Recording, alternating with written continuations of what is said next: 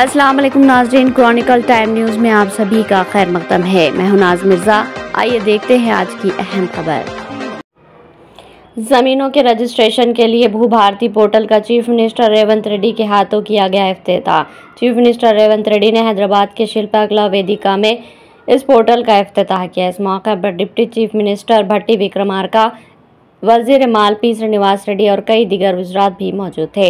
रियासती हुकूमत की जानिब से सरकारी और खानगी अराज़ियात के रिकॉर्ड को महफूज करने के लिए तैयार करदा भू भारती पोर्टल अब बाकायदा तौर पर शुरू कर दिया गया।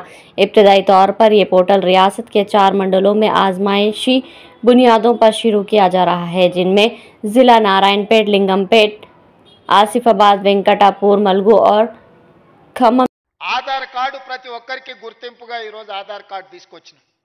ఈరోజు భూమికి భూదారు తీసుకొస్తున్నాం. ఆధారు మనిషికి ఎట్లా గుర్తింపో భూమికి కూడా భూదారు నెంబర్ ఇచ్చి ప్రతి కమతానికి ఒక ప్రత్యేకమైన నెంబర్ ఇచ్చి ఆ భూమి యొక్క వివరాలన్నిటి కూడా అందులో పొందుపరిచే విధానాన్ని తెచ్చుకుందాం.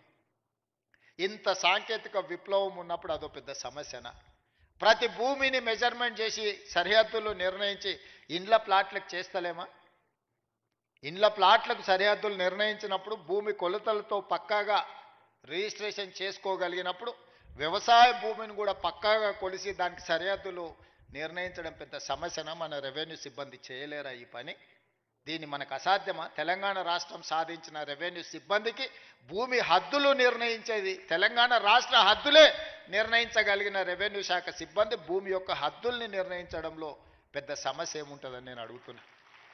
అందుకే రాబోయే రోజుల్లో ప్రతి భూమిని పక్కాగా కొలతలేసి హద్దులు నిర్ణయించి దానికి సంబంధించిన రిజిస్ట్రేషన్ డాక్యుమెంట్ చేసి భవిష్యత్తులో ఎలాంటి సమస్యలకు తావు లేకుండా, ఎలాంటి వివాదాలకు చోటు లేకుండా మన చట్టాన్ని బలోపేతం చేసుకుందాం.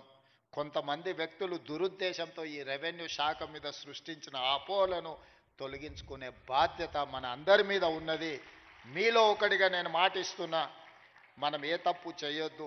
చట్టాలను పకడ్బందీగా అమలు చేద్దాం. చట్టాలు చేయడమే కాదు, అమలు చేసే విధానంలోనే అసలు ఫలితాలు ఉన్నాయి.